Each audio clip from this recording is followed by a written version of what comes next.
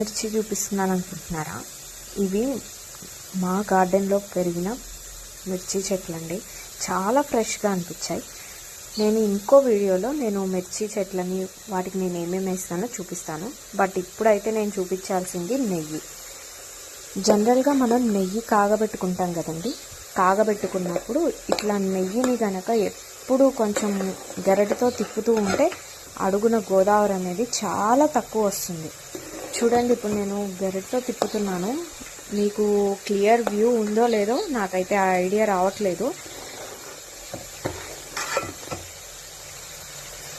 గోదావరి అయితే అడుగున పట్టే గోదావరి చాలా తక్కువ వస్తుంది. నెయ్యి కూడా చాలా బాగుంటుంది. స్మెల్ కూడా చాలా పూసగా వచ్చే నెయ్యి కూడా ఇలా కలుపుతూ ఉంటే వస్తుంది.